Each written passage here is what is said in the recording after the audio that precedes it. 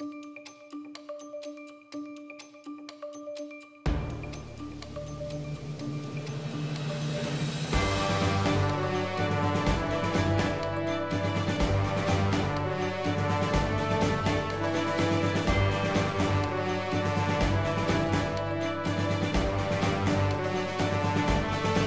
gouvernement camerounais promet la fin du délestage d'ici 2025. Au Cameroun, la promesse d'une meilleure gestion énergétique revient au cœur des débats. En effet, dans un pays où l'électricité est un enjeu stratégique, les récentes déclarations du ministre de l'Eau et de l'Énergie, Gaston Elundou Essomba, ont de quoi redonner espoir. Lors de sa visite au barrage hydroélectrique de Nachtigal le 19 septembre 2024, il a réitéré que, d'ici à janvier 2025, les 7 groupes de ce barrage seront pleinement fonctionnels. Une promesse qui, si elle est tenue, mettrait fin au cauchemar des délestages qui paralysent encore de nombreuses régions du pays. Mais tout cela sera-t-il suffisant pour répondre aux attentes des Camerounais? En tout cas, le gouvernement semble déterminé à prouver que oui. Dans ce reportage, nous vous emmenons dans les coulisses d'une transition énergétique ambitieuse, mais non sans défi.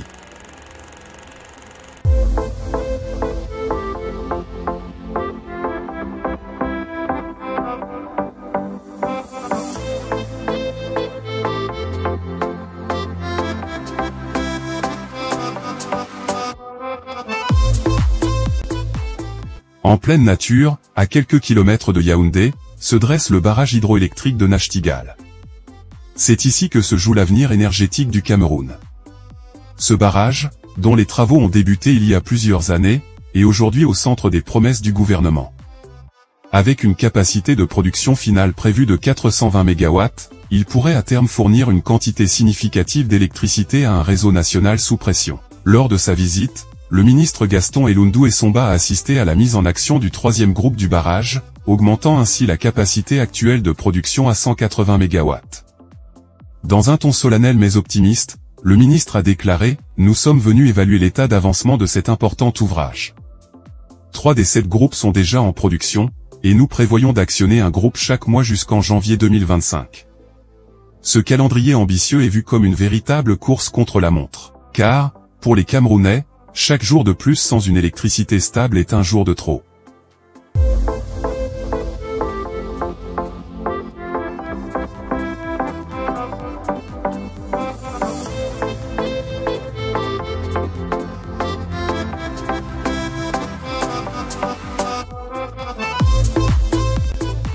Le barrage de Nachtigal n'est pas simplement un projet technique. Il incarne une promesse, celle de balayer le phénomène du délestage qui hante encore l'imaginaire collectif. Des pannes fréquentes, des coupures imprévisibles, des entreprises à l'arrêt. Pour beaucoup de Camerounais, la question de l'énergie est plus qu'un simple confort, c'est une nécessité vitale. Alors, voir ce projet avancer apporte un certain soulagement, mais aussi une impatience grandissante, et si cette fois, c'était la bonne? L'un des défis majeurs auxquels fait face le secteur énergétique camerounais, au-delà de la construction des infrastructures, réside dans les relations parfois tendues entre les acteurs du secteur. Le ministre n'a pas hésité à évoquer les contraintes rencontrées, notamment celles dues aux différends de paiement entre ENEO, principal fournisseur d'électricité, et ses partenaires. Une situation qui a contribué à réduire de 20% la capacité de production du secteur.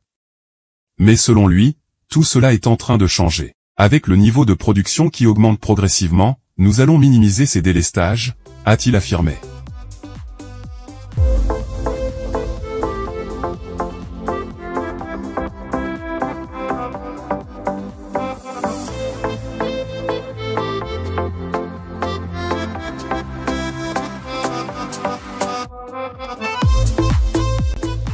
Cependant, la production d'électricité ne suffit pas.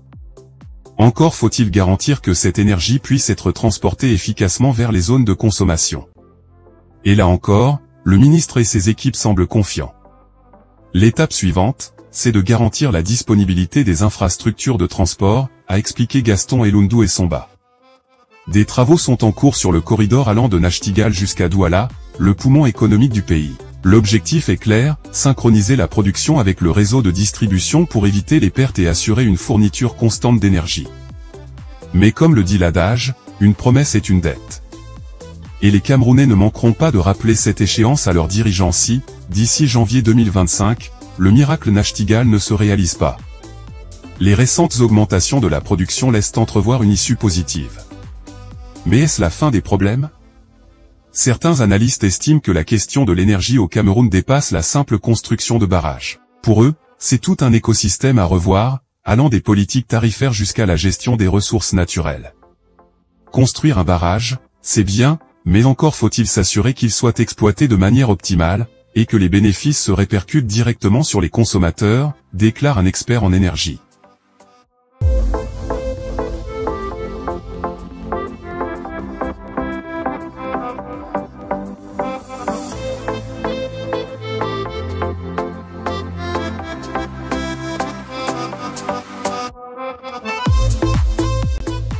Dans cette dynamique, les efforts de synchronisation et d'optimisation des infrastructures de transport sont essentiels.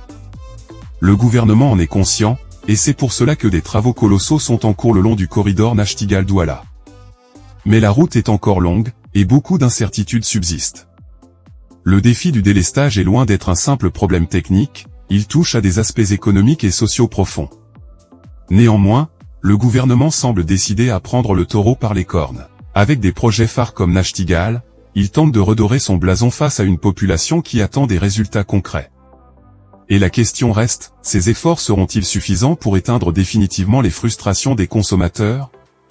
D'ici à janvier 2025, tous les groupes de Nachtigal seront peut-être en production, mais ce ne sera qu'une partie de la solution.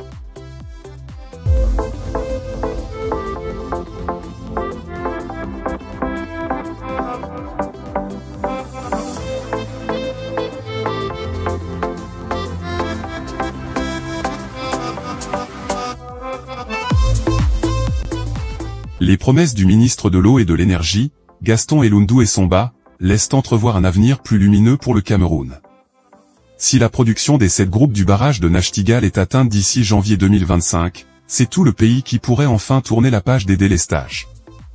Mais la route est encore longue, et la patience des Camerounais a ses limites. Le gouvernement doit faire plus que des promesses, il doit délivrer des résultats. Restez connectés sur CTV pour suivre l'évolution de ce projet crucial et d'autres actualités tout aussi importantes pour l'avenir du Cameroun. N'oubliez pas de vous abonner pour ne rien manquer et participer au débat sur notre plateforme. Pensez-vous que le projet Nachtigal réussira à mettre un terme au délestage au Cameroun d'ici 2025? Quelles solutions complémentaires le gouvernement devrait-il envisager pour garantir une production et une distribution d'énergie stable? Partagez vos opinions en commentaire et engageons ensemble la discussion.